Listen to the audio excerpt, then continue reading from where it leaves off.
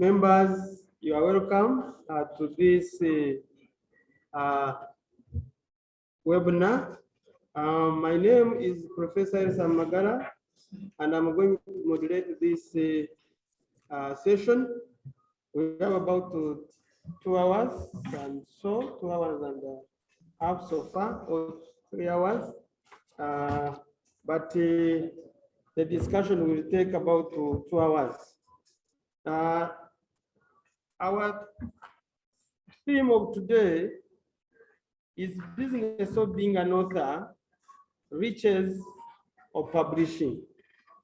We have had a discussion from morning, and in the morning we had a seminar and a workshop that were looking at very pertinent issues. One, we were looking at the copyright as well as collective management, which are very essential for authors to do their business. That is one core business of an author, that whereas you write, you need to protect your work. But also if you protect your work, you need to earn a living. And therefore collective management was very important for the participants. Secondly, we looked at digital publishing. In the world today, where we are going and where we are now, it is important that we move with the technology. We have looked at different aspects on how you can earn a living through digital publishing, and members appreciated. This is the third session of the whole day. So the third session, we are looking at the book exposition. Book exposition is one of the programs of UTANA. Like any entrepreneur, an author's ultimate goal is making a living from his or her writing. So if you are an author and you don't want to make a living, then I don't know why you are authoring. You must make a living from what you are doing. So this makes an author's role to be more than writing down a manuscript, but it requires developing knowledge, capacity, and competence in the subject in which somebody is writing. Also capacity in managing the book production process and ensuring effective exposition of the works of his works and himself as an author. That's the core business or the core function we do as far as the book exposition is concerned. So in an effort to support authors' publication process, UTANA provides a forum for giving members an opportunity to expose their authorship career and motivating others on managing their book authorship process. So this year's exposition hinges on the theme, riches of publishing, that shall expose the best practices in writing a manuscript and managing the publishing process regardless of media and technology. So this event that we have from this time up to evening will focus on how authors can develop knowledge and competence and confidence in their writing, as well as understanding book production and ensuring that their riches the expected riches are achieved. In this process, Uganda Textbook Academic Authors, Non-Fiction Authors Association provides this platform. We have had many people who have benefited from this. I want to take this opportunity to recognize the first exposer, Mr. Maringa. Stand up for recognition. He was opening the exposition. He did it in Mbale. Can you welcome him? And now he's part of us who are writing with us. We have also had other people that have from secondary schools that have been part and parcel of the exposition. We also had the Professor Mtigwa, who exposed his works. We also had the Professor Mr. Tumsime, who exposed his works. And we also had Professor Sekamwa, also who exposed his works among others. So today we have very pertinent people, very important people that have, don't know it as, is it good? Okay. Today we have pertinent people who have accepted to expose their work. And in particular, I want to recognize the one important professor here, whom all of you know, and he's going to speak later. I will not invite you yet. Professor Syed Abidi is the one who has brought us here to give us a keynote address. Can you recognize Professor Abidi? So Professor Abidi will take us through this journal publishing and we'll be able to, I'll introduce you later when it comes to him. In addition, we have other important speakers. I will introduce them, then I will ask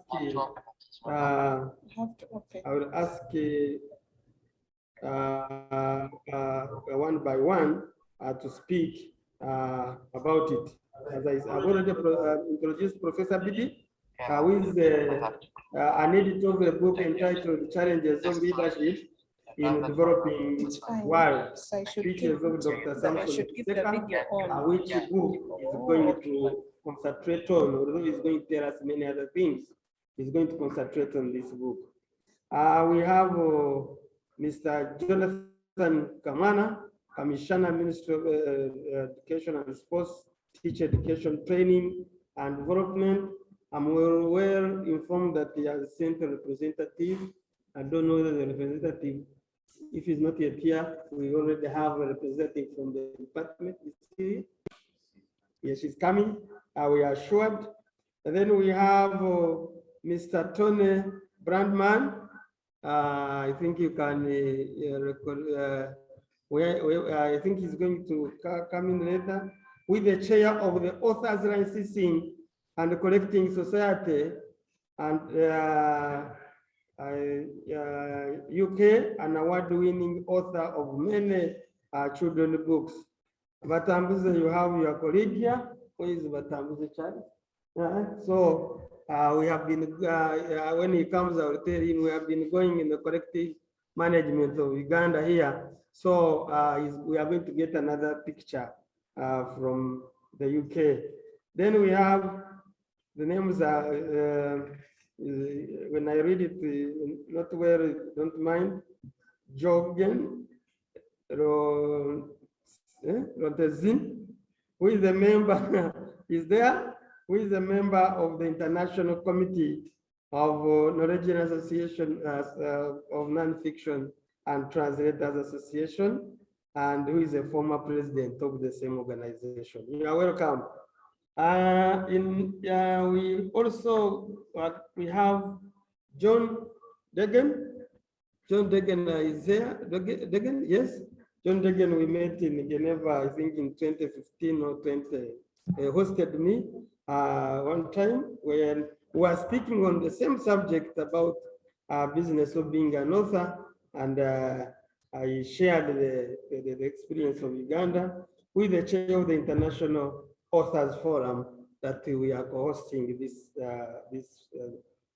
function, and the Chief Executive Officer of the Writers Union of Canada. So you are welcome. Thank you. Thank you very much. So this is, before we go to Professor Abidi, we want to recognize John again to give just about 5 minutes about the few remarks as co-hosts, and then we'll proceed to invite Professor Abidi. John, your floor is yours. Thank you very much, Elisam.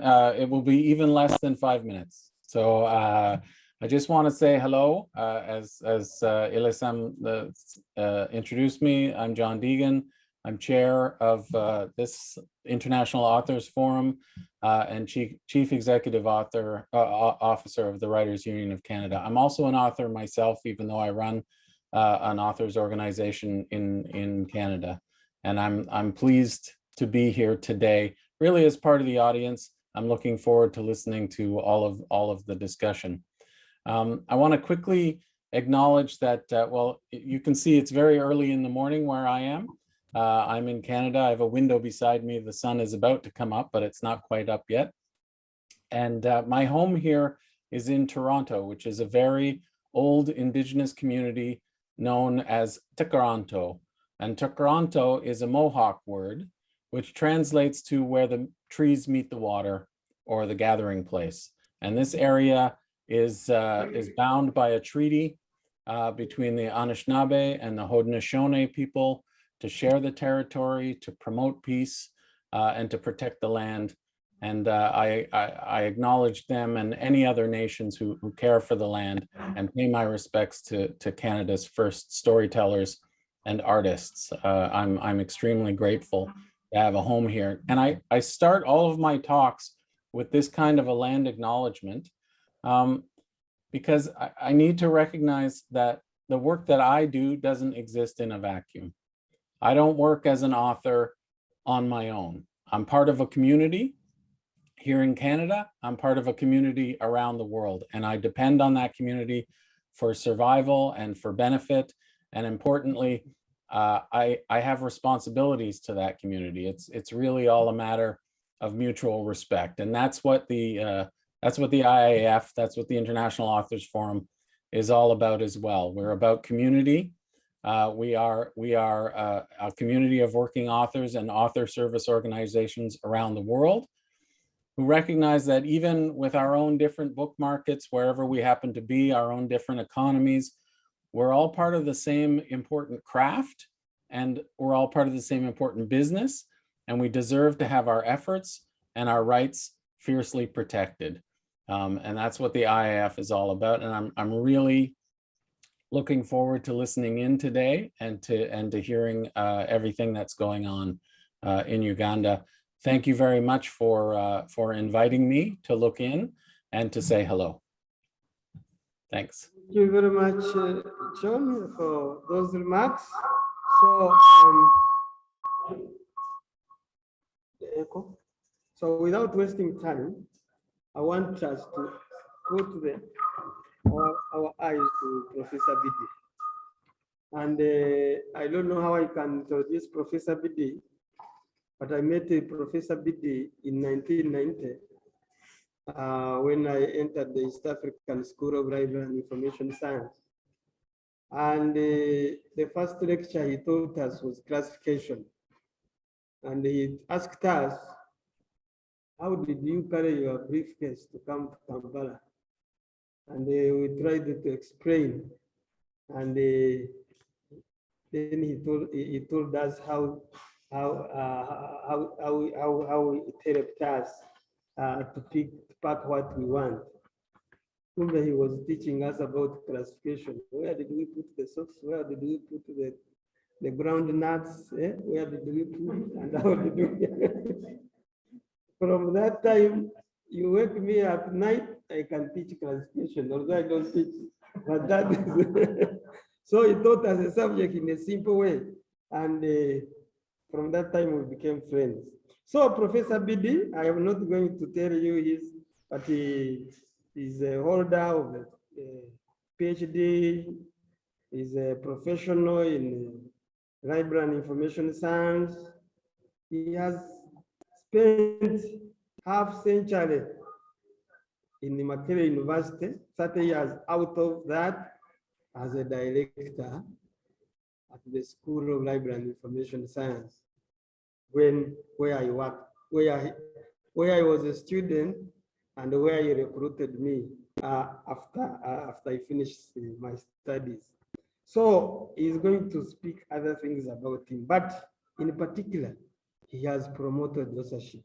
He's going to tell you the different books he has authored, different publication he has edited, different programs he has held in Uganda, the German connected, the UK connected, that has supported the education sector, including actually the Ministry of Education. I remember we had a project with the Ministry of Education. It is good that we are here when we are having them on board. So without wasting time, I want to invite Professor Abidi. Professor Abidi, you are supposed to have 1 hour, but we have cheated 5 minutes. Yeah, so 5 minutes. So if you can take 30 minutes for talking and then 10 for reactions, that would work for us. So I don't want to move this computer. I will just allow you to come here and then you speak and then we proceed. Welcome, Professor Syed H. Abidi.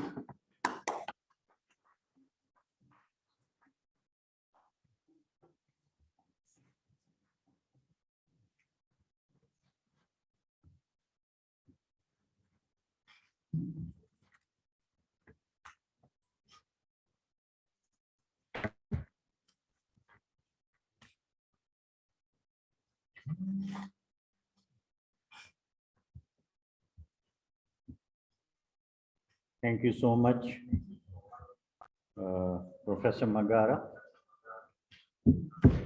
and the members of UTANA and all present here. Very good evening to you. I'm thankful to Professor Magara and UTANA membership for giving me opportunity of sharing some ideas with you.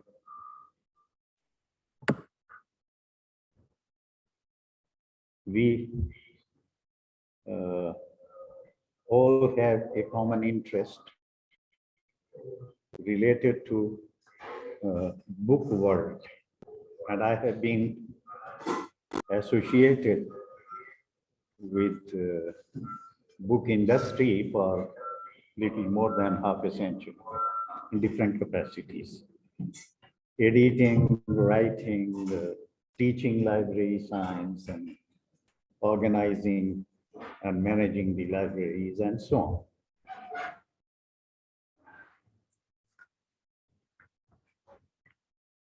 on. I wish to introduce, first of all, here Mr. Moses Musana, who is chairman of Always Be Tolerant organization, ABETO, which has been working in Uganda since 1995.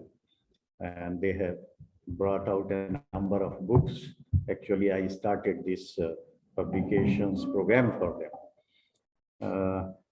The first book we published for them was Living Beyond Conflict, and then Diplomatic Approach to Peace, and the other one, Peace in Uganda.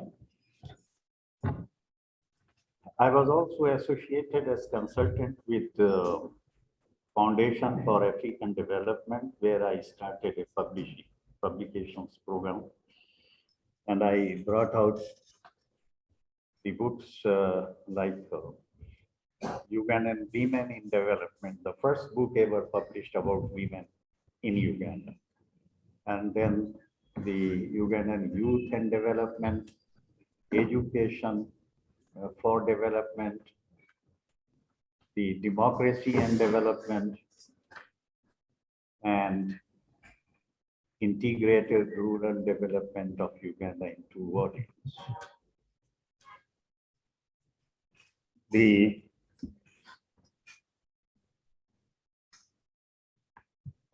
I also edited some books for Konrad Adenauer Foundation of Germany.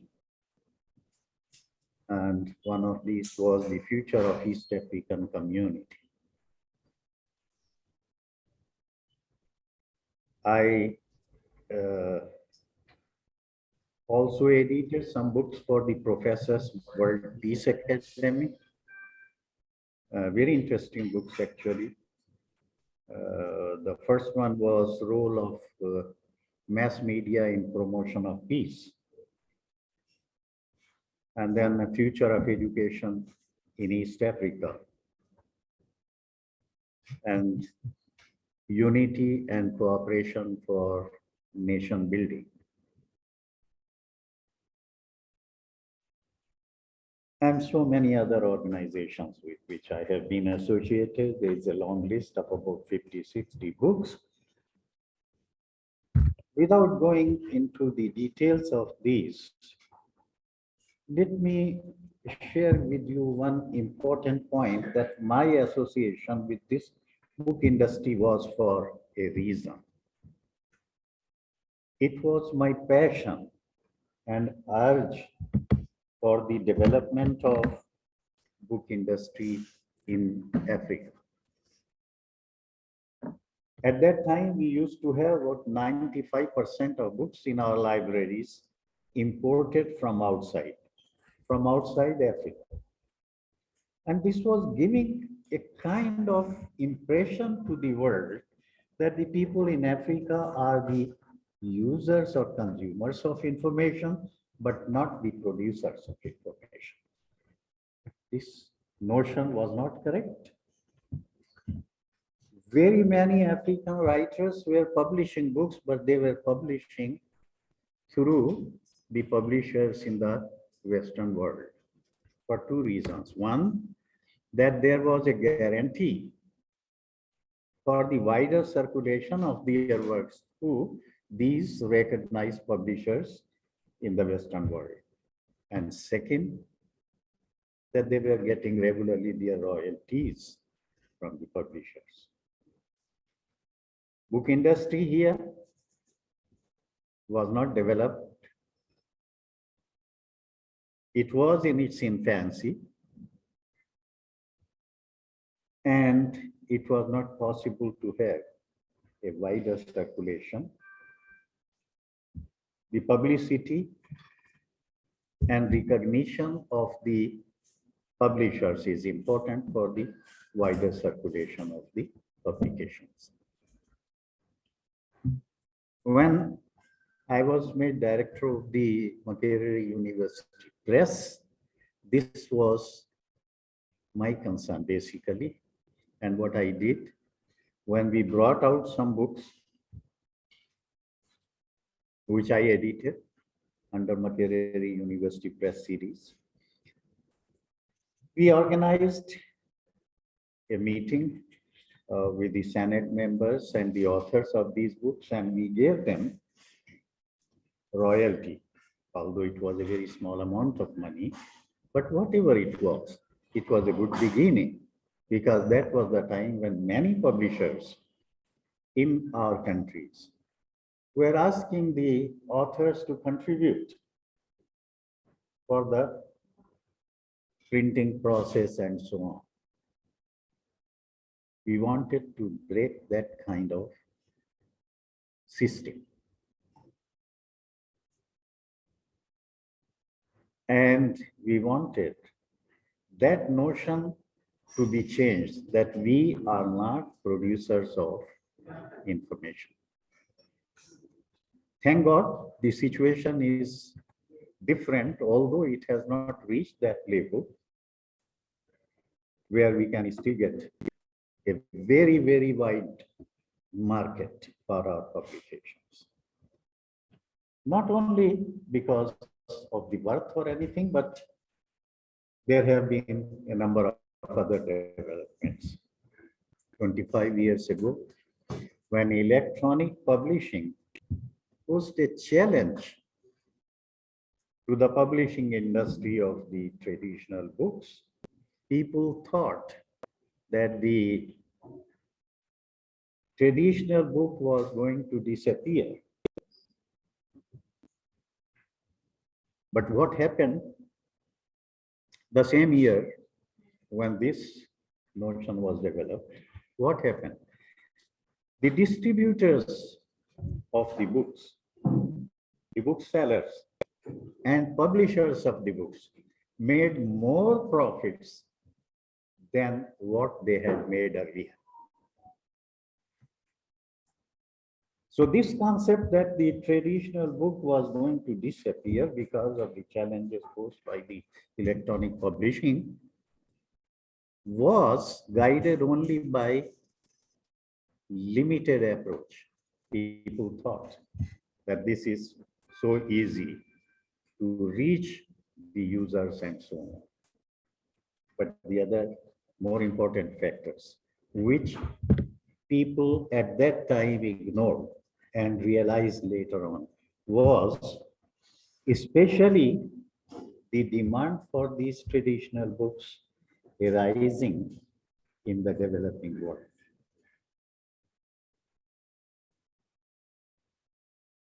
In developing countries, more concentration on universal education, which created very big demand for books in the schools, colleges, and universities. And of course, at the same time, the more interesting aspect of the friendly nature of the traditional book, which we all know, is another factor.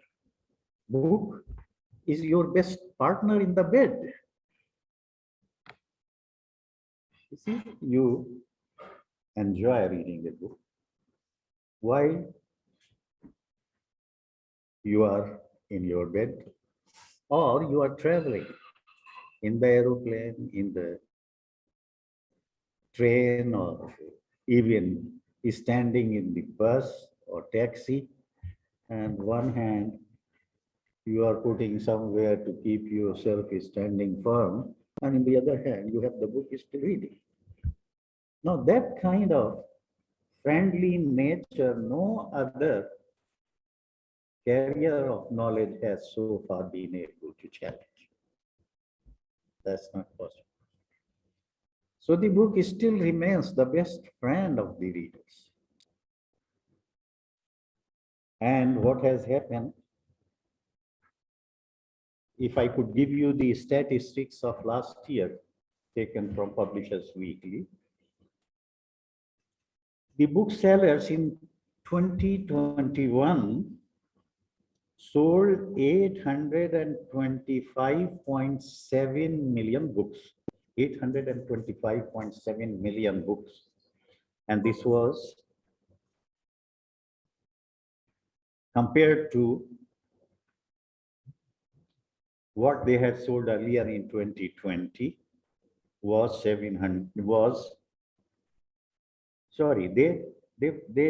sold 825.7 million books in 2021. In 2020, they had sold 757.9 million books. So you can see, in spite of all these challenges, or say in spite of all these facilities provided by electronic publishing, the traditional book still stands firm, and the booksellers, publishers, distributors of books, publishers of the books, they are making more profits. And the demand for these books still continues. Although there has been a little experience on the other side in the United States, the books sale in the year 2022, first half of 2022, has gone down by 6.6%. Well, I do not know what may be the factors, but you can see the more facilities available to use the electronic publications. Of course, there has been a very interesting development. Some of the things like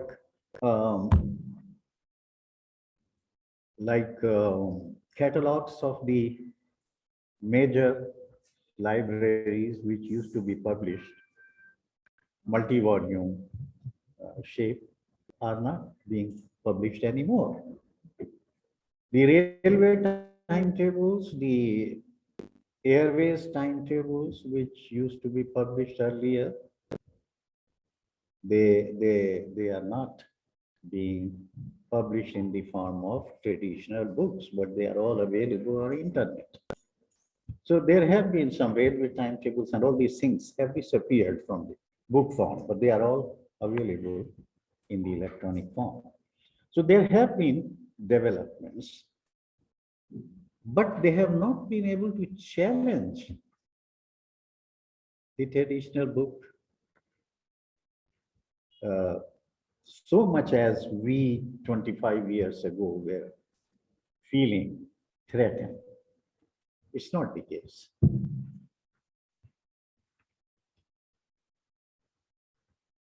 And the African publishing has also developed a great deal during the last 20 years.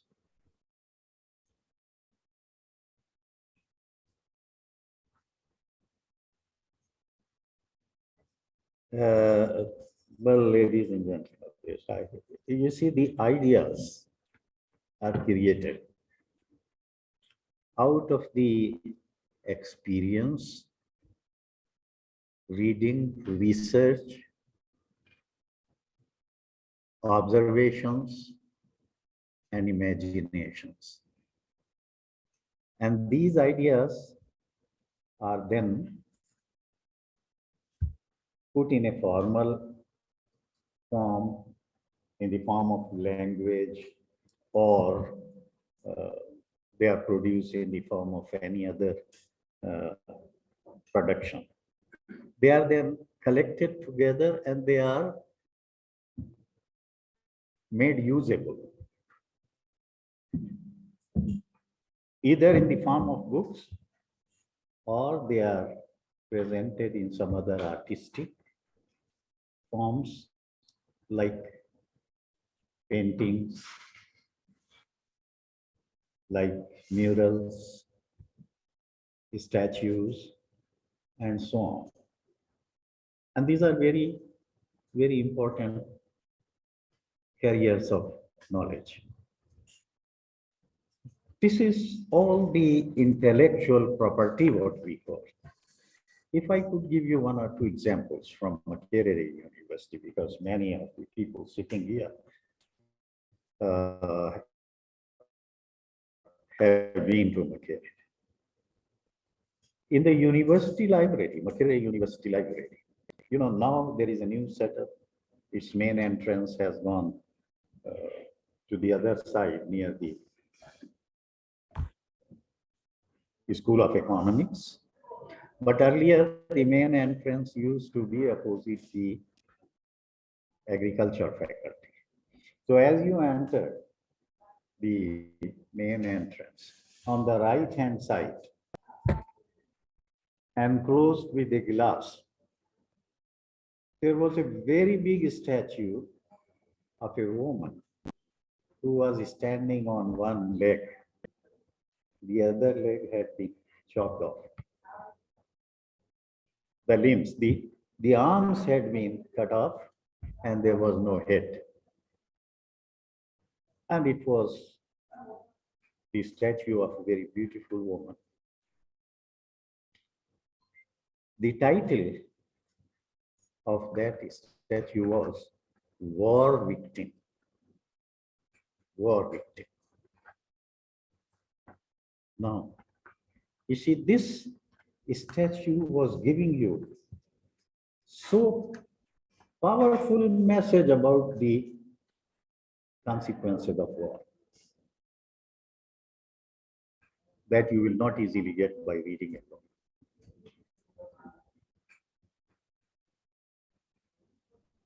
Another example, if I could give you from Makerere itself. In the School of Library and Information Science, there was a beautiful painting done by one of the staff from School of Fine Arts, Mr. Cerullo, who was given master's degree for doing that work. This painting was representing the history of writing history of books and history of libraries. There were 3 panels, 2 panels are still there. The third one was actually culminating into the graduation ceremony of Makerere University. And when I was director of the school, I wanted to bring out a booklet because there is 45 pages explanation of each and every frame, which unfortunately I was not able to do because when the conference of the Organization of African Unity in 1975 was organized here in Kampala, some people came to me and said they wanted to take this part of the painting to put in the dimensions. In that environment, there was no question of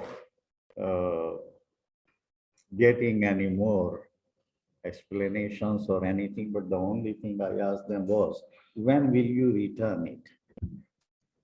They said, after the conference is over. When I contacted them after the conference was over, they asked me to get the clearance from His Excellency, the Field Marshal, conqueror of British Empire, which I could not do. The painting remained there. I was able to see it in the International Conference Center for some time. At a point, I requested the Vice President, Dr. Samson Kiseka, who fortunately was my very good and close friend. He promised to get it retrieved, but then after some time he died. Later on, I asked another friend of mine, the Foreign Minister, Honorable Elisam Magara. He also promised to get it retrieved, but soon after he lost his ministry. I said, no, I should not talk about this painting anymore. I don't want my good friends to be affected. But anyway, this was an excellent painting. And some people from outside Uganda have spent a lot of time looking at those things, taking their pictures and enjoying them. And one more interesting thing, all of you, I'm sure, are familiar with the geography of Makerere University. The roundabout of the science faculty, agriculture faculty, and the School of Library and Information Science has a beautiful, very beautiful artwork where you see a bird, crested crane, and the small chicks there. And out of one egg, the chick is coming out. That was done by the head of the School of Fine Arts, Mr. Kakuza. He's a great artist, very talented person. This is depicting how the education, and especially the higher education institutions, serve the generations. They serve the generations and bring positive changes in the society. So now you see all these works, books and pieces of art, they are the best communication means to bring information to the people.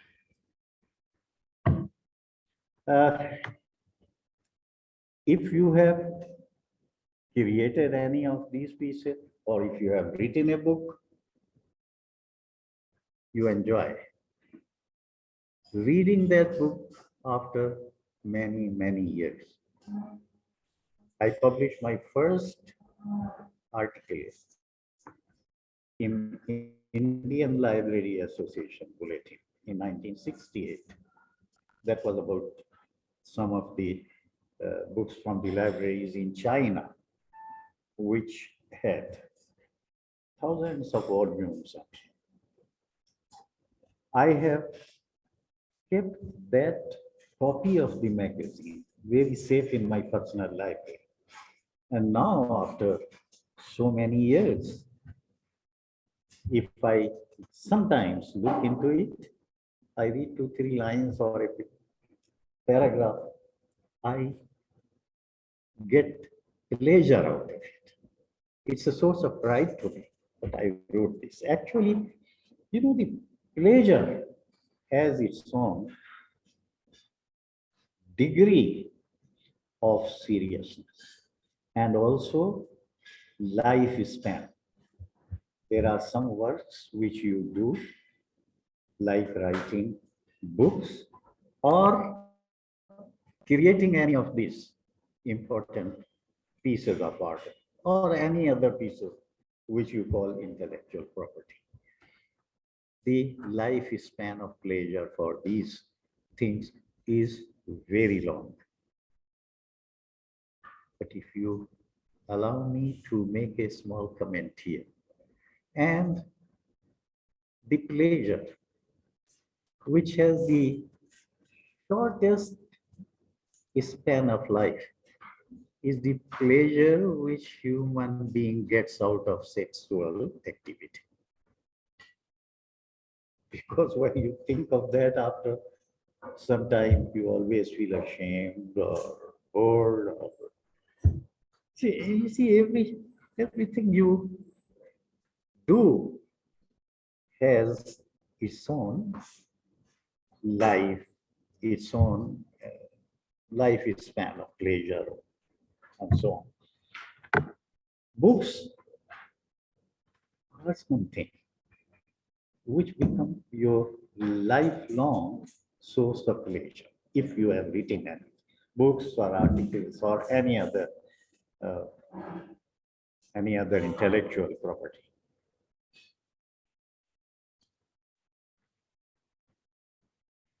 There's one more interesting thing. The writing of a book and editing of a book, these two things have very interesting difference. You think of writing a book or producing a book when you have already gathered the ideas, and then the only thing you are going to do is to put all these ideas in certain form, which in your opinion will be a good source of communication to the people, and people will be interested. But once you have the ideas, when you have the information, you can write the book. The only challenge which you come across is that the circulation or demand for your publication, for your book, will be affected by a number of other factors.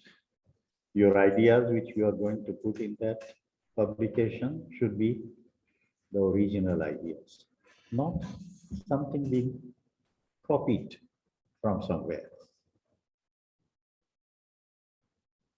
You have the original ideas, then there will be a guarantee that this will be more acceptable in the market and there will be demand for it. But when it comes to editing, it becomes a little more difficult.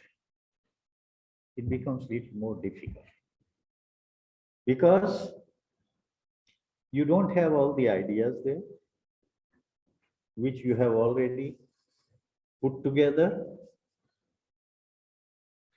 and your responsibility to publish in the form of a book is very simple, that you make it usable, you make it little more attractive by using the appropriate language, and so on. But here, when you are editing, first of all, the author of that book is a completely different person, and you are not the author, you do not know the background of all that material which has been written, but you have to make it usable. You have to make it consumable. You have to make it attractive. You have to organize it in such a way that people find it acceptable. So you may have to do a lot of work there. Sometimes you may have to do a lot of rewriting and so on. And when it comes to editing the speeches, it's a bigger challenge. It's a very, very big challenge. Someone has given a speech to the people, the audience. In that particular environment, when he's talking to these people, he has a mission. And all his speech, his presentation is guided by that mission. Because he's inaugurating, for example, some important thing, or he's opening an exhibition or something. So he's talking everything guided by the demands of this occasion. But when you want to put that speech for a wider circulation, the people's interest is not in that particular occasion or in that audience which is being addressed. But you have to make this speech acceptable by the wider audience, by wider readership. Because if we start putting it exactly in the form the paper, the presenter talked about, he will talk about so many things. But when you are presenting it for the use by wider community, then you have to make it really something acceptable by them. And here, sometimes you may have to write whole speech altogether new. I mean, the ideas, of course, you will take from them, but you may have to change the language. You have to change the language. And that was the kind of challenge I faced in editing these speeches of Dr. Samson Kisek. It's very interesting if I tell you how I came to it. I was once attending a seminar, an international seminar organized by Economic Commission for Africa in the International Conference Center. I left the meeting at 4 o'clock because I wanted to be in the office to see if there was any urgent business to be attended. When I came to my office in Makerere, the secretary told me that there were some 2 people looking for you, and they were in security uniform, armed, and all that. They were looking for you. I said, did you ask them why they were looking for me? But she said, no, I was scared. I did not ask them. And I simply told them that you are attending a meeting there in the International Conference Center. And you will be attending that meeting even tomorrow. I said, okay. Next morning, when I came back to International Conference Center, the same thing was told to me by the organizers that there are some people looking for you. While we were talking, those people came and said, are you Abidi? I said, yes. They told me, at that time, Dr. Samson Kiseka was Prime Minister. He had not yet become the vice president. They told me, you are to go to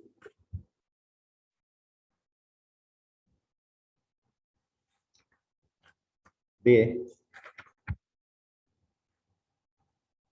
told me that you are needed by the Prime Minister, Right Honorable Prime Minister. And his office was also in the international conference sector. So I followed them and we went there. When we went to it, and he told the secretary that this is Abidi. And she said, okay, sit down. She called the Prime Minister and he called me in. It was a big office and Prime Minister's seat was very far. But I was surprised that the Prime Minister left his seat and received me halfway. I said, what is this going on? I did not know. But I was received in a very friendly manner. And then he asked me, there was another gentleman sitting with the Prime Minister. And he asked me, do you know this gentleman? I said, yes, I know. Because he was actually, he was Mr. Senabulia, who had been at Makerere as assistant university secretary. I said, this is my old friend, Mr. Senabulia. Yes. He was very happy. And then he told me, I have been looking for you for the last 2 days. I want you to edit my speeches. I asked the Prime Minister, how did you think of me? And he said he was coming from the United States. He stayed for a night in London with Professor Kiria, who was our High Commissioner there. And he advised him that if you are able to get hold of Abidi, you can do the good job. But what I want to tell you what happened after that is so interesting.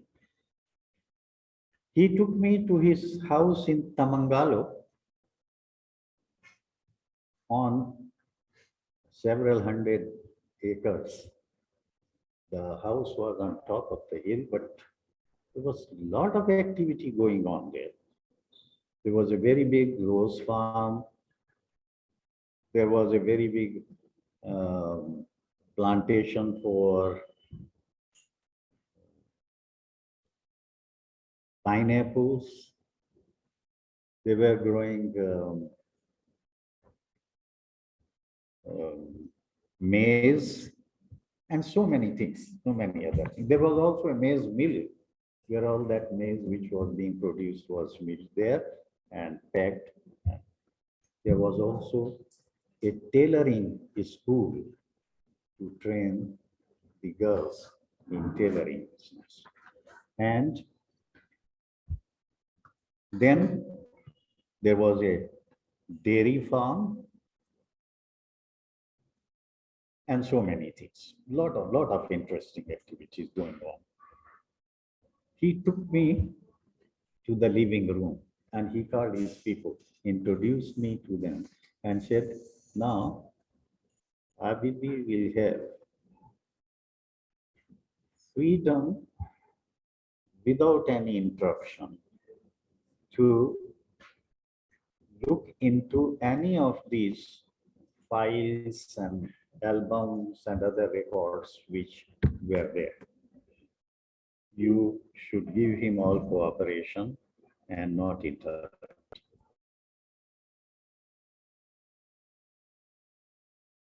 Of management. If you want to get something best out of an individual, give him trust and confidence. Now, I thought, if he has these sentiments for me, I should respond similarly. And I decided not to do the best, but not to charge anything for my services. So I did the work free of charge, although other agencies were paying me handsome amount for that kind of work. But I said, no, I'll do the best because I'm seeing here the kind of sincerity. And during the course of this, I came to know the personality and character of Dr. Samson Kisei, which in my opinion really deserves that Uganda should be able to introduce some more research activities and study of his philosophy and his ideas, and should be able to dig more of his writings. You see, he was from the very childhood an exceptional person. He was declared the best student of the year when he was studying at Makerere. He was a very good sportsman. He was involved later on in the politics of he was member of UPICO, was also minister of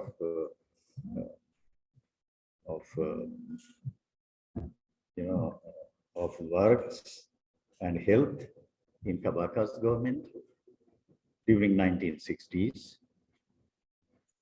And the important things which I came to know by coming close to him was that he was a real patriot. His philosophy was that all Ugandans should move together, should work together, and think together. This was his philosophy. He was for the development of the country through a new approach. You see, he was actually the second generation of African politicians. The first generation of African politicians was which took over from the colonial authority. So their political philosophy was still influenced by the policies of those days, policies of the colonial days. If I can give you one example, the philosophy, the policy of the colonial government here was that the university education will be free for Ugandans.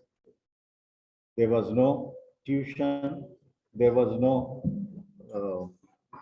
charges for hostel accommodation, free food, and allowances to go home, coming back, and so many other things. But that kind of philosophy was not very much relevant after the independence, because that policy was supporting one class of society, those people who were rich and were able to pay for the education of their children up to secondary and higher secondary. Then only they could get the fruits of this policy of free education at the university. But the second generation of politicians, African politicians, was having a different feeling. They wanted universal education, the policy from which all Ugandans should be able to benefit. So Dr. Kisika's ideas were of that second generation politicians. He believed in education for all. He believed in human rights. He believed in rule of law. He believed in equality of the people. There should be no discrimination on the basis of the ethnicity or consideration of tribes or any other or any social status. But all people should be given equal opportunities and equal facilities. Now, since in the interest of time, I should say in this, what I did, I selected from his speeches. There were several hundred, but I made a target that I should select 100 speeches. So I selected 100 speeches, which in my opinion were relevant and will be of interest to the people. And then I in many cases, I had to rewrite the whole thing. As I told you, editing of his speeches is a very difficult thing. And then I classified them under different themes where I took the help from the subject heading lists and so on. And then under each and every subject heading, I put those speeches. I wrote his biography in brief in about 40 pages in the beginning. The book was launched by His Excellency the President in International Conference Center, and there were all diplomats and senior government officials and all that. And I'm happy to say that I was also given opportunity of making a speech at that occasion. So what I saw in his personality, he was down to earth, but sometimes he had, you know better perhaps his family background, but I think he came from some family of high status, because in some of the things I found little aristocratic approach. Once we were in his garden, and my son was with me, who said, "No, I want to take a picture. There's a good background." And I asked me and the vice president, who stand there, wanted to take the picture. The gardener who was there, he also came and joined. And then Dr. Kiseko was so furious, and he sent him away. "Why did you come here?" You see, sometimes these things, it's important that we should look at everything from that angle. But he was a great man who deserves that there is a need for a little more study and research about his philosophy, about his ideas, and more of his works should be collected, and some effort should be made to bring out the collected works of Dr. Samson Kiseka. You see, it is very important, the communities which forget their history and important individuals, these communities are forgotten very soon. It is very important that this literature which has been produced by these people is an important heritage. When I was in my high school, I used to think that history is a useless subject. Why are we talking about the what happened 200 years ago, 2000 years ago? And now I think the most important subject, most important discipline is history, which teaches us that what kind of mistakes we made in the past and how we can learn from those mistakes so that we don't repeat them in future. It's very important. We are able to analyze the incidents in the light of the history. Well, in the interest of time, I will stop here, but you are free to ask any questions or further explanations. And I'm thankful to you once again for listening. Thank you so much.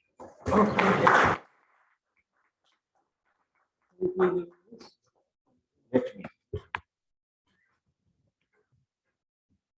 I was here, I would have clapped for 2 minutes. Thank you very much. So when Professor talks, then you know what he has talked. Those words are from the heart. But what I've in summary,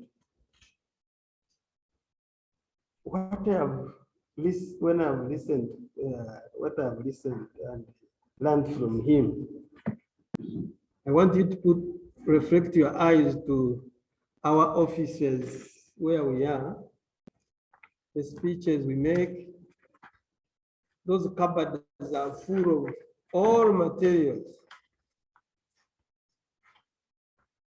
But imagine 100 speeches to pick one minister or one His Excellency. Bringing them, if you had to put them together, they can fill, I think, 2 cupboards, isn't it? Huh? But imagine those speeches are turning the church.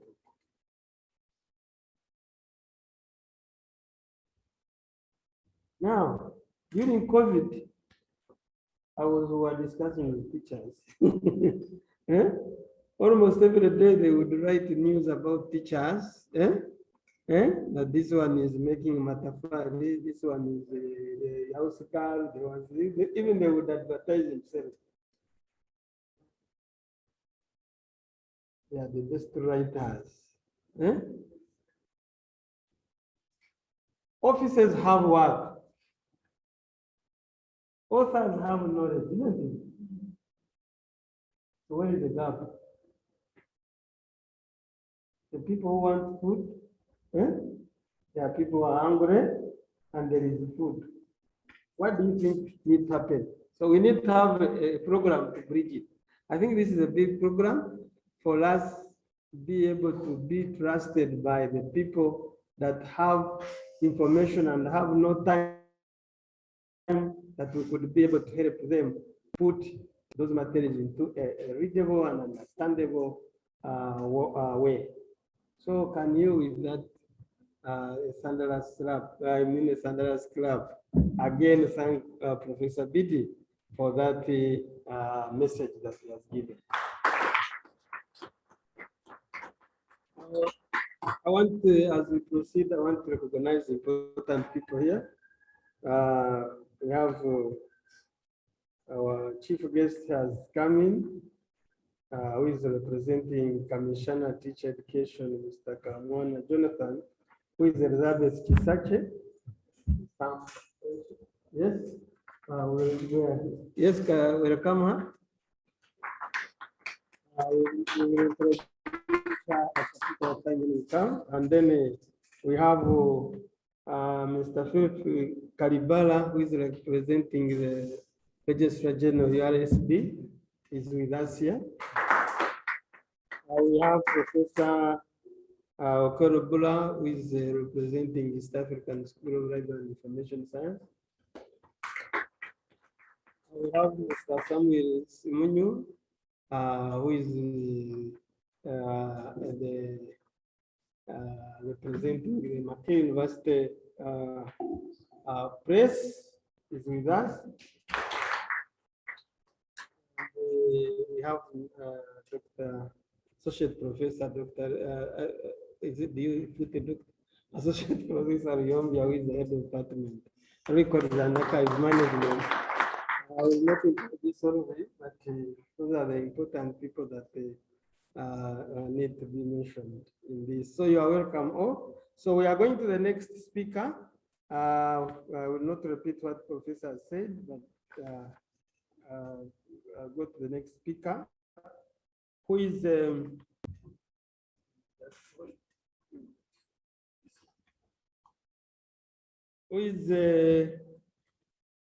Mr. Jorgen Lorentzen. Yeah? Who can read me that name? Yeah? Yes. Yes. Yeah. It's going to say it properly so that Ugandans can say it. Mr. Jorgen Lorentzen, who is representing the Norwegian Association of Nonfiction and Translators Association. We appreciate NFFO for the offer that he has supported Uganda, UTANA, and Africa for the last 10 years since we started. NFFO supported the research that brought UTANA into existence, and pledged that continue support until it develops the book sector in Africa, and not only Uganda, but also the whole of Africa, the various programs that you have supported. So we appreciate you and we recognize what you are doing in the world. So you are invited to give your statement and you're welcome. So the floor is yours. Thank you very much. Thank you, Elisam, for the introduction. Can you all hear me clearly? Yes, yes. Thank you, that's fine. And thank you to Professor Abidi for the very wonderful narrative in the beginning of the seminar. It was interesting listening to the keynotes today. My name is Jorgen Lorentzen, and I've been the president of the Nonfiction Writers Association in Norway for 6 years. And now I'm the leader of the international committee, which is basically regulating and doing the work NFF is doing on the international in that international area. I have a small presentation for you today about sides of being an author, and I will share with you a small PowerPoint I have here. You will have it there. You see.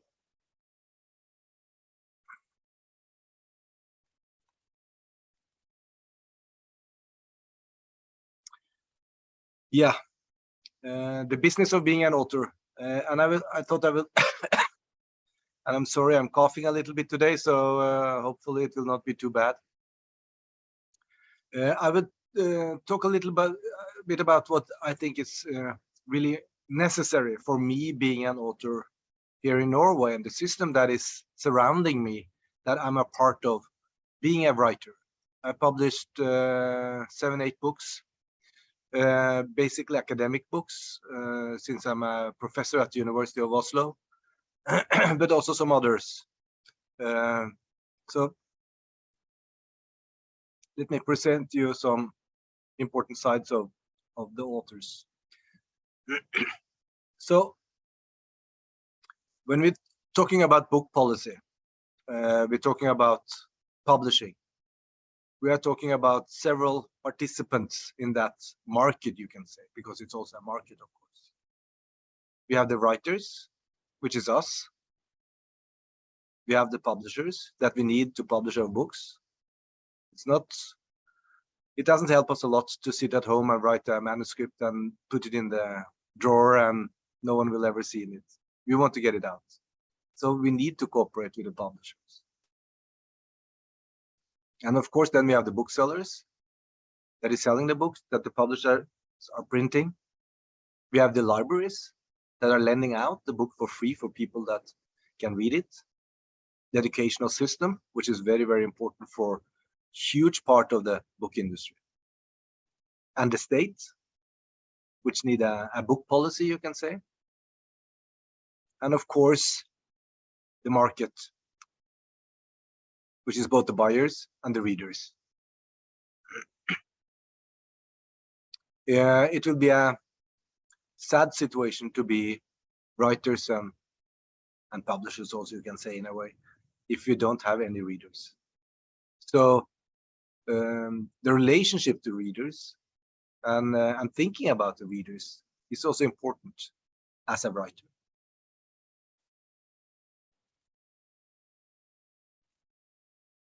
For me, and especially here in Norway, we often say that it's 3 basic sides of that triangle that is important for the possibilities and abilities I have to be a writer. First is the contract. I will say a few words about that. That is the standard contract that we have between us writers and the publishers. In Norway, we have a standard contract that is negotiated between the associations. We have a copyright system, which is of course very, very important because we see a lot of piracy Books are copied for free, distributed for free or for little money, and nothing is coming back to the writers. Which is important if you shall continue being a writer, that we have some remuneration, some income from our writing. And the third one is the public lending rights. Since we have a widespread system of libraries where the books are lended for free to people, the state needs to take the responsibility for that and pay for the books that they have bought or brought to the libraries so people can lend it. Of course, we support libraries. It's important that we have a free system of lending, but we need to be remunerated for it. For the same reason, we need income from our work so we can continue writing books. So who are we, the writers? And it's important to know that we have a lot of different type of writers. We have the fiction writers, the poets, the novelists, the playwriters.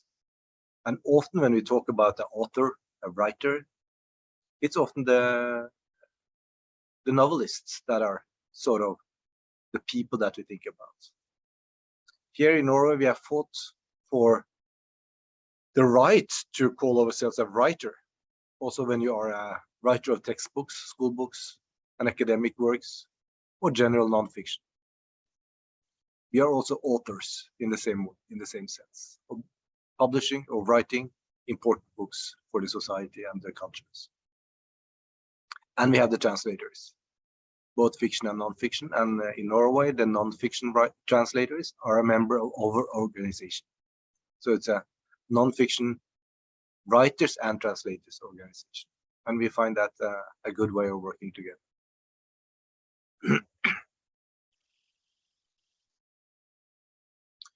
So what is my condition as a writer? We all are individual writers. Often we are sitting by ourselves in our rooms, in our living rooms, trying to put together a book, a manuscript, writing day and night, have an idea, have a topic that we want to write about. It can be very much be the same if it's a novel or if it is a non-fiction book. It's a history book or a book on mathematics. We are basically lonely by ourselves. And since we are lonely or individual, we are very, very weak in negotiation with established publishers. We have a weak position to protect our rights.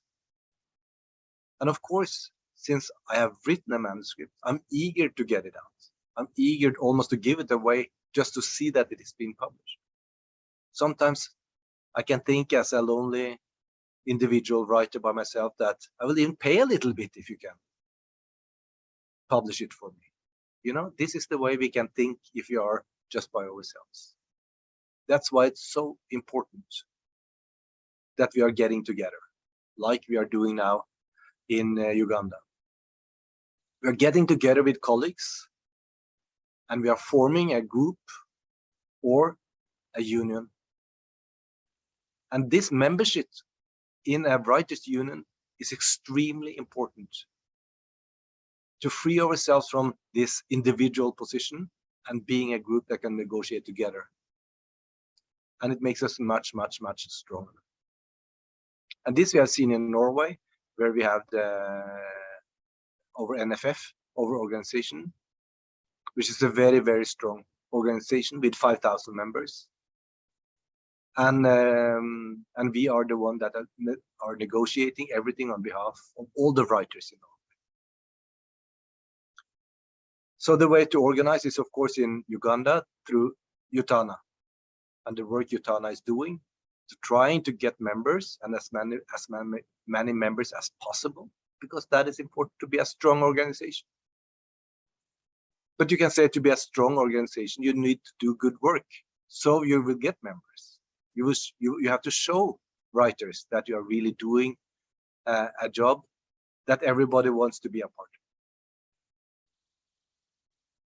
And on an international level, you know here, because we already have it here participating, the IIF, the International Authors Forum, which is very important on the international level and helping out with organizing on a national level. Writers and publishers. The basic relation for me or for all of us in the book trade will be between the writer and the editor. You can say that we are developing the manuscript together. I'm writing a draft or what I think is, yeah, this is the book. Then I give it to the editor, and the editor will read it and give comments and feedbacks. And perhaps it can be a lot of comments, a lot of things that I've forgotten to write in the book I've been writing. And so we can say that we are working together to get a good manuscript out of this. And then, which is the most important, you can say, for our ability to survive, will be the contractual terms. In many countries, there are individual contracts, and I've seen a lot of different crazy contracts, between a publisher and a writer. We recommend everybody, all countries, all organizations, writers' organizations, to work for a standard contract that is developed in negotiation between Writers' Union and Publishers' Associations, which is a standard contract that have the most important things that should be in the contract that the publisher has to use when they are writing a contract with a writer. We have had that for a long time in Norway, and it works really great. Excuse me. So what is the most important part of a publishing contract? The inventory, the scope of the contract. Of course, the basis of it is the copyright law. And most countries in the world know they have a copyright law. And then we have the contractual parties, which is the publisher and the writer. We have the title of the work, of course. And then, which is important, is the publisher's exclusive right to do what? Of course, to publish the manuscript in book form. And also, you can sign in the contract other rights, but they have to be specifically assigned. This can be about, because it's many ways of exploiting our work. It can be ebooks, sound books, excerpts of the book that can be published in different journals or other areas for marketing, or everything should be there. That is necessary to secure your rights as the writer. And the thing is that if you have a standard contract, of course, in the negotiations, the organizations will know everything about what should be in this contract. And then we have the moral rights, and the moral rights is important because the moral rights are our unique rights. I will be identified always as the writer of this book. And there should be no possibilities for distortion, modulation, or other modification of the work that would be prejudicial for his or her honor or reputation. This is, of course, the moral rights that I have, and should not be. And it's important to recognize it and acknowledge it, that this is the situation. And because moral rights cannot be assigned or sold to anybody.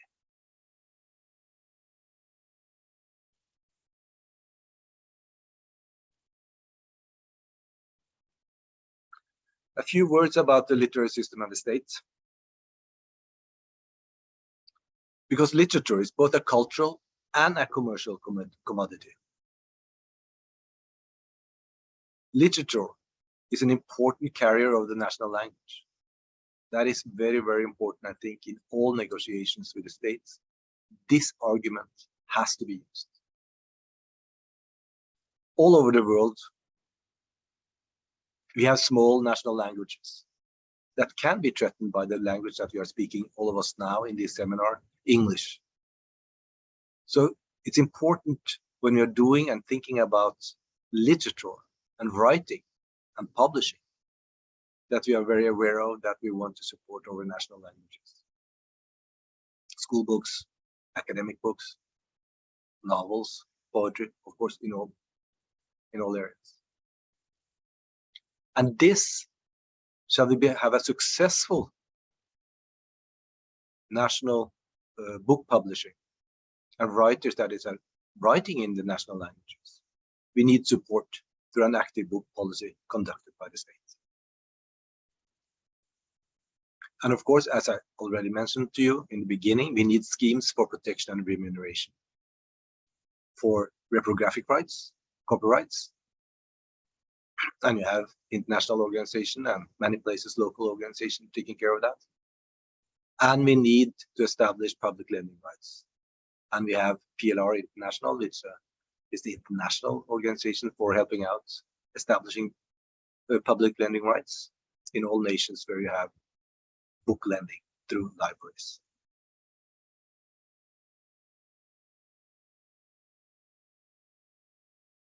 So you can say,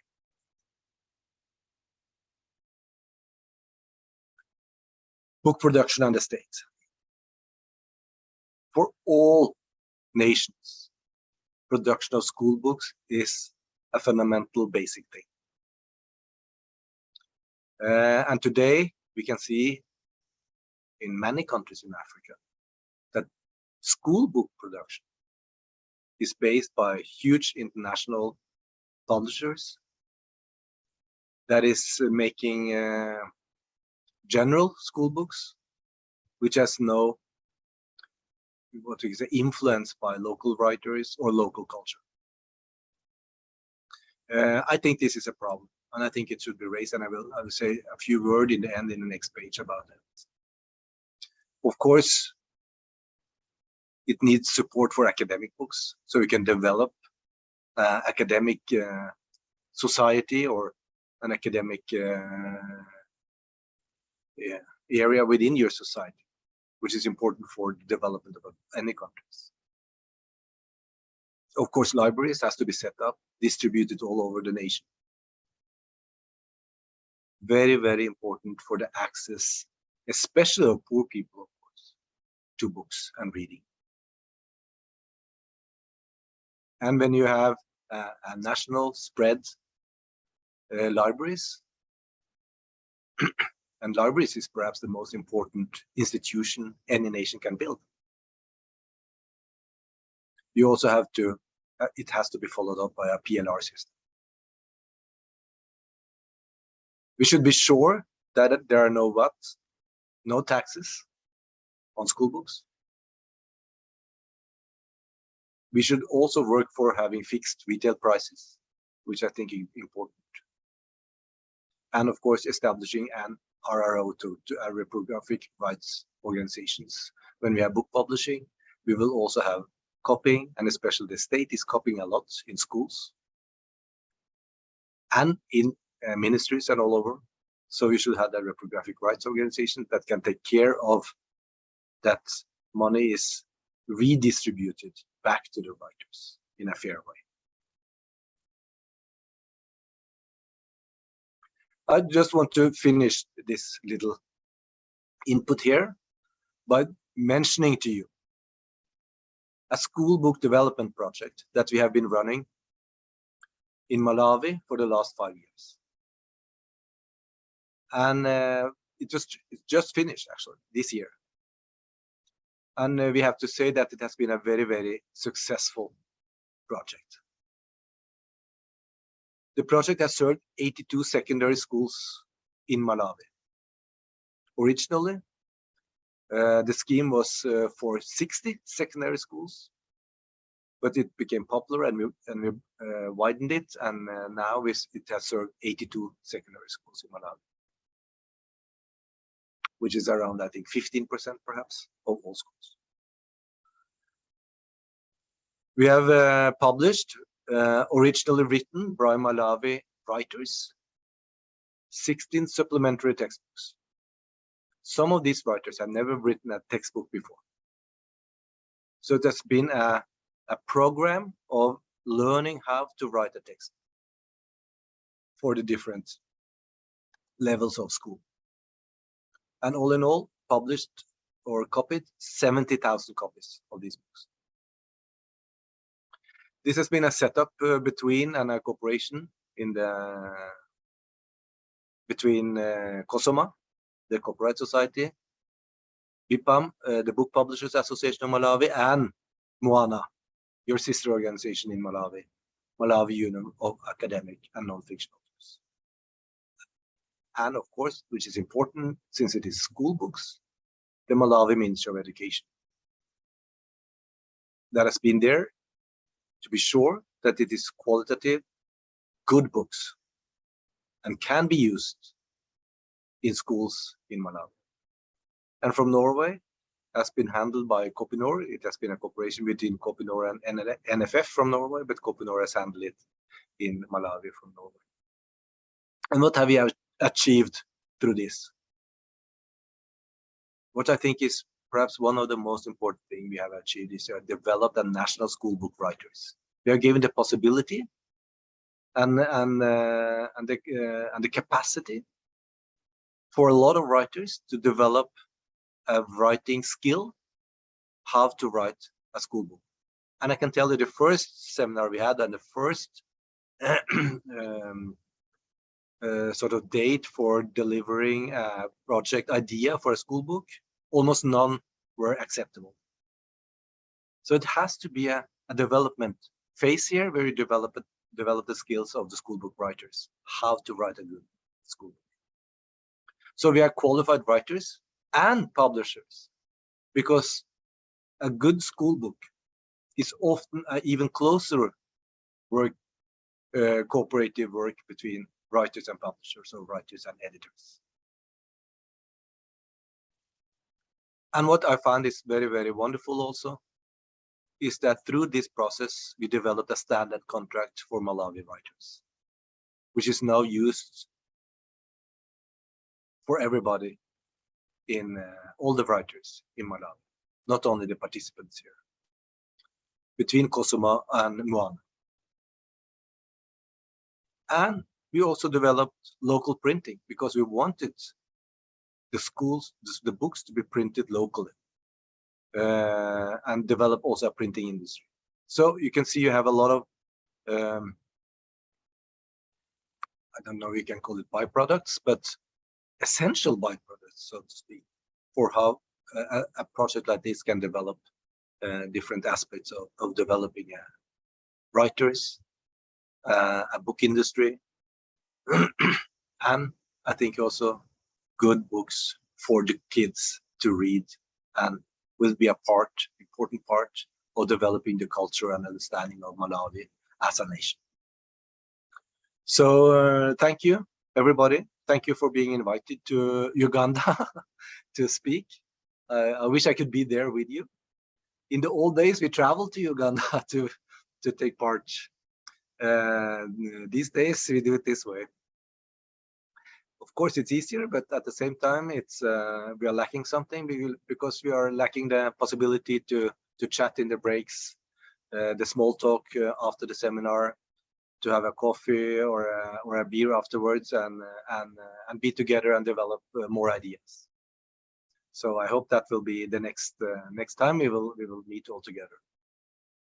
So thank you, Elisam, for being invited, and thank you all for listening and taking part.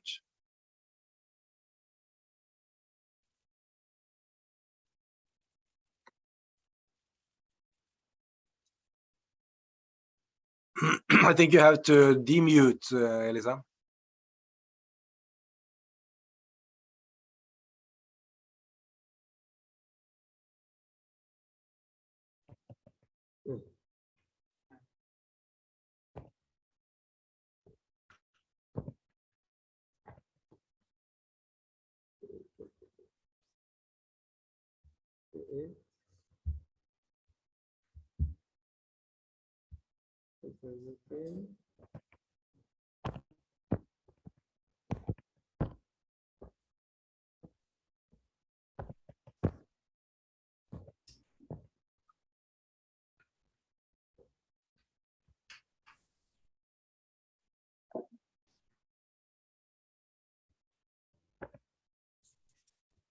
Okay. Yes. Thank you very much. I said, do not go away. We will call you back when we award the ceremony, just to say one word. So thank you very much for your speech, and we appreciate, because of time, we are not going to respond. I hope you'll be able to give your presentation to Athanasius to be able to compile them so that we can be able to write the report. Thank you very much. So without wasting time, I'm going to invite Tony Bradman. Tony Bradman is, had introduced him in the beginning, the chair of the Authors Licensing and Collecting Society, and is an award-winning author of books of children. So we have here people who want to be award-winning winning authors, and they are waiting to hear from you. You are welcome. We are waiting to hear your presentation. Thank you very much. Okay, thank you. Thank you very much. Very nice to meet you all. Thank you, Elisam, and thank you very much for inviting me to speak to you all today. I hope you can hear me okay. Is all okay? Yeah, good. And thanks very much, Tusen tak, Jorgen, for that. It was a very interesting presentation, and I agree wholeheartedly with all of it. I think, Elisam, you said I had about 15, 20 minutes. I haven't got any slides, but I thought I'd just tell you a little bit about myself, my career as a writer, and there are two strands to it. One is that I have been a professional freelance writer for getting on for 40 years, really. The field I work in is children's books. So I've written children's books for what we call the trade, sold, to the general public, but also, as most children's authors do in this country, and I think elsewhere, I write for educational publishers as well. So I have written a lot of educational books, and I'll show you briefly some of what I've done. But I'm talking to you from South London. I grew up in London. I've lived here all my life, and went to a very ordinary state school where I was lucky enough to encounter some great teachers who encouraged me to read, and I got interested in reading at a very young age and decided that's what I wanted to do with my life. So by my mid-teens, I decided I wanted to be a writer. Did okay at school, went to university, came out. I was a journalist on magazines for a while. Became a book reviewer, got involved with children's books because I had children myself by then and wanted to read to them. And gradually I met editors, and finally someone invited me to have a go at writing a children's book. And Jorgen, you'll appreciate this. I also have a cough today, so apologies for the sound effects as we go through. So I wrote my first children's books when I was kind of in my late 20s. And started publishing. I had a full-time job, so I did the two together for a while, but eventually I was doing okay with doing very well with my books, and decided to do what I'd always wanted to do, which was to go freelance as a writer. I had always been a little naive, I think, about how I was going to support a family from the writing books. I remember telling my wife that it's okay, they have these things called royalties where you just write and they give you money for the books you sell, and that builds up over years, and it's all fine. Of course, I found out that it's a business, and to be a freelance writer and maintain a career over a long period of time, you really do have to think about it as a business. Jorgen was right about all the kind of side, the lonely side of being a writer, which is the creative side and coming up with ideas and being original and and writing great stuff. And there's a craft aspect to that. You have to work very hard at being the best kind of writer. You're being the best writer that you can be. You have to find out what you're good at, practice at that. If you're fortunate enough to be published, if you're good enough to be published, you should listen to your editors who are experienced in producing books. Many of them are very good.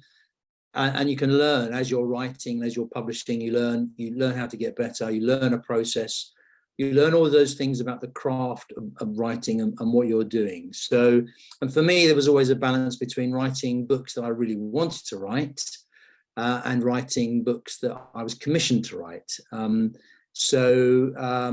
Quite often I would be asked to do things, and I might not have thought of doing something quite like that, but they were offering me work. So I have a lot in common with people who work in the TV industry, who work for TV stations over here, and producers who write and writers who write programs, given a set of characters and asked to write a specific story for a specific length by a certain time.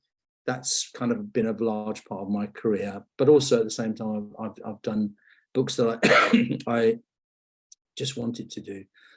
So the key principle for writers, I think, I've always said, is that we have the phrase in English, doing something for love or money. Writers, we do it for love and money. We do what we do because we love it. I mean, my example, I love books and reading, so I wanted to be part of that world. But I realized that you can't continue to do it or do it full time, or even part time sometimes, unless you get paid for it, exactly as Jorgen said. So you have to be paid, and you have to make sure that you get paid properly.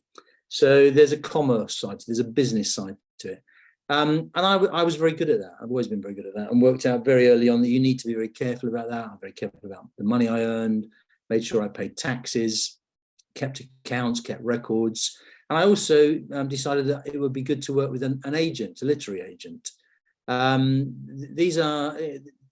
a very important part of the literary landscape. Quite often writers are not the kind of people who are good at business. I mean, they go into writing because they're not good at business and don't want to be corporate and thinking about, a business strategy, or they're not very good at negotiating contracts in the way that Jorgen talked about. Literary agents are specialists in that, and they can be brilliant. And a literary agent is worth their weight in gold, literally. They should earn you more. They have contacts. They can pitch you to publishers. So particularly in the kind of big mature economies like Britain and the States and in Europe, literary agents are very, very important figures, and they're really worth working with. If you find a good agent, an agent is good enough to is interested in you, take you on, it's a very good idea. Yeah, they do take a commission, but it's worth it. And being on the list of an agent is actually, it's a mark that you're a good writer. They don't take on anybody, good agents. So instantly you set yourself apart. You see someone who is a really good writer, and publishers take notice of that. They look at submissions from agents first, quite often, rather than from people who haven't got agents. So yeah, I've worked with an agent. I've had 2 agents, one early on, but I switched to my current agent about 25, 26 years ago. And we worked closely together for a long time, and it's a very valuable way of doing things. My agent also, it's someone who's on your side. So Jorgen spoke eloquently about being alone as a writer, but having an agent means you've got someone on your side that you can talk to, and you can ask about your work and your problems and cash flow and money and contracts, all of those things. So that's quite a good thing. And not everybody works with agents. Not everyone is keen on them. But I'm a big fan of agents. I think they're a very, very important part of our world. The business side, I was always very careful on the money side, and kind of I do think of it as a business. I do think about, I keep an eye on what I'm earning, and I think about what I might earn next year. I kind of think about what's doing well, what areas I might need to improve in. I kind of try and think a couple of years ahead, so that I have an idea, because doing a big project can take, I'm working on a book now, it's 6 to 9 months. A big novel can take a year or longer. I mean, I know a lot of people in the world of children's books in Britain, some of them took, for big fantasies, like his Dark Materials, it's 10 years. So you need to have a plan, to work things out. And I think all of that work, all of that thinking led me to being quite an activist in children's books. And when I was as a magazine journalist, I was in the union. We had a journalists union, and I became the leader of our branch in where I was working. And when I became a book writer, I joined our book union, which is the Society of Authors. There's another union called the Writers Guild in Britain. Society of Authors tends to be books. Excuse me. The Writers Guild tends to be more TV and film, but there's an overlap. So I was part of that, and I did sit on committees, chaired the Children's Committee, and I was quite active in negotiations and getting involved in that kind of area. So I was aware of rights, copyright, contracts, what can go in contracts, what makes a good contract, what makes a bad contract. And I talked to my agent about that. So, you know, I was very clued up on that. And I think it's very important that you should understand all of those things. And I think because of that, I then moved on as a sort of strand of my career into other areas. And I did end up being nominated to sit on the board of the Authors Licensing and Collecting Society, and sat on that for 6 years as a director, and then returned for a second stint. I've just done 6 years as chair of that organisation. ALCS collects secondary rights royalties, which means not your primary rights that you sign in a contract, which is usually territorial, about volume publishing, book publishing in specific territories. It's secondary rights, like photocopying that you wouldn't have given to a publisher, cable transmission or other stuff for TV. And they're very hard things, the sums that come with that are very hard to collect for authors individually. So ALCS is a collective management organisation which does it for 116,000 members and collects it all together and makes it easy to do that. And clearly, I'm sure you know, but ALCS works very closely through IFRO, which Jorgen mentioned, around the world with other such organisations. We partner with them, so money moves between countries for authors, and that's very, very important. And that worldwide community of authors is hugely important. I was also asked to sit on the Public Lending Right Advisory Council committee in Britain. Public lending right in Britain goes back a long way, well over, it's 45 years now, I think, 43 years, and hugely important. Royalties, fees for loans of our books in libraries. Authors fought for it all through the 70s, and we finally got it. I sat on that committee twice, in fact, so I'm very aware of PLR, and hugely impressed by the efforts of international PLR to develop PLR around the world and support countries in their efforts to have their own PLR system. So, and ALCS, we're very, very supportive of that, and will continue to be so. So if there's anything we can ever do to help individual countries, we're very happy to do that. So those are the two strands. So they kind of run side by side. So I've been an activist for authors, and also done a lot of my own work, but I've also done a lot of support for other writers. I thought I'd give you a quick flash of my books. I started as a poet for children, then I wrote lots of picture books like that, did a nice series like that for a long time, and I've done lots of kind of beginner readers, which are heavily illustrated, so with nice colour illustrations. Things like that are very, very successful, and they've done very well over the years. Other picture books. So I've worked with lots of illustrators. This is the kind of thing I've done for educational publishers, in series. These are international books. These have been selling very well internationally, particularly in China. And in more recent times, I also done a lot of work as an editor and supporting other writers. So I had an idea for a series of historical novels that I wanted to explore Britain's diverse past, and Britain's involvement around the world, let's say, in less than wonderful activities like colonialism and the empire. So and that kind of thing is very important now, and we're getting a lot of that into schools so that people kids are growing up with a much broader, more nuanced view of how Britain has operated in the world over the years. So I got some people to write. Benjamin Zeff and I got to write a book about West Indian immigration into Britain. That's about the African emperor who ruled Rome and came to Britain. This is about Caribbean plantations, and a book about an Indian transport battalion at Dunkirk, because we have a lot of history teaching in this country which ignores the contribution of British Empire troops in the Second World War, which was hugely important. Actually, quite a lot of East African troops in the British Army, who I think have been kind of ignored in the past. So that's the kind of thing I'm involved in on that side. So quite active there, but also on the writers' side with the kind of writers' organisations. So kind of the work goes on.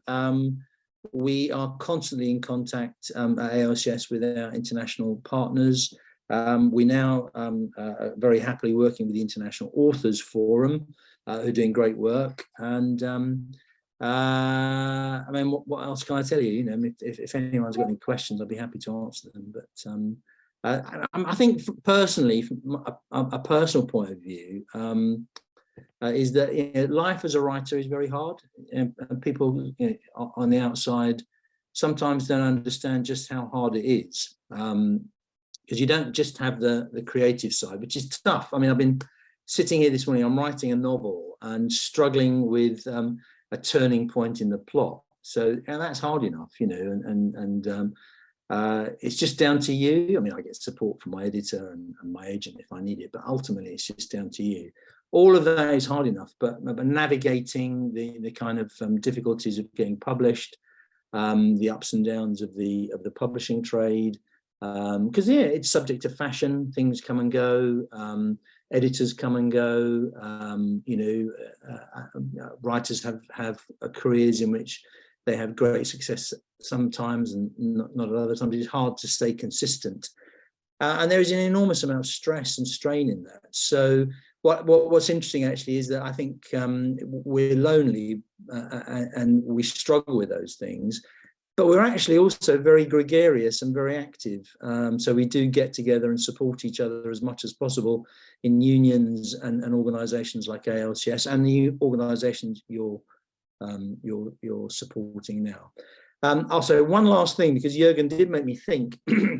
I'm part of a society and a culture which has a globally dominant language. English is globally dominant. Whenever I go abroad, and I always go to a bookshop, and it's full of English books by English authors, and quite often books in English as well. And whenever we have international conferences, everybody speaks English.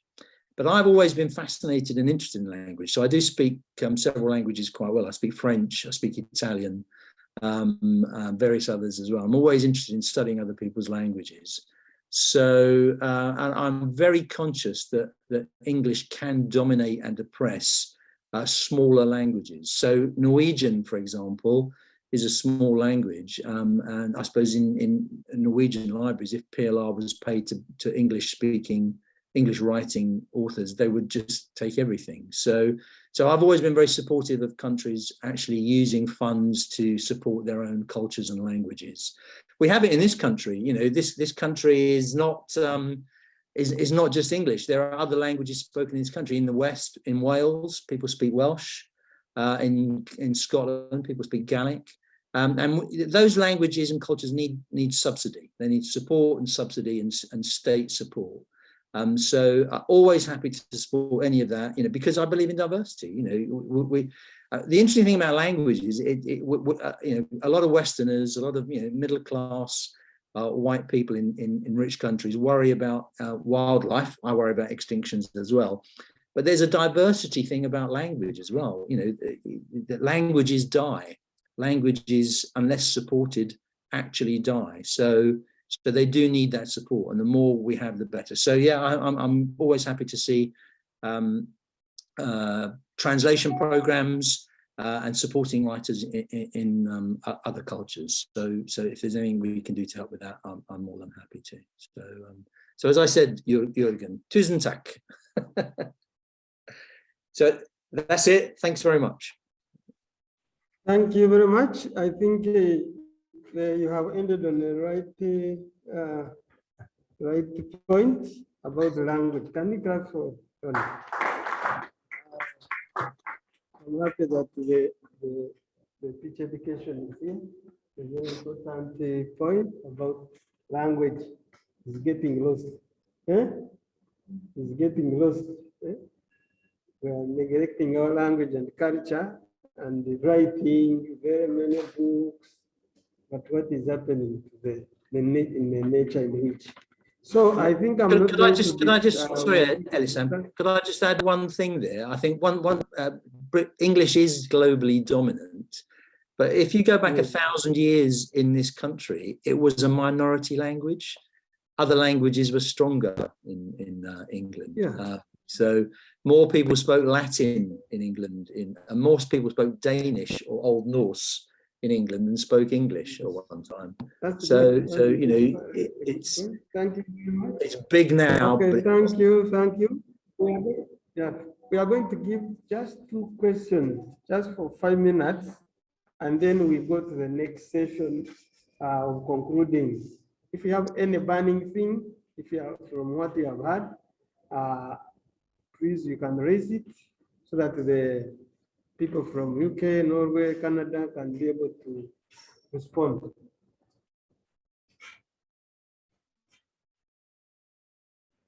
Any comment? So it's a period of time, but we want to thank you very much for your contribution.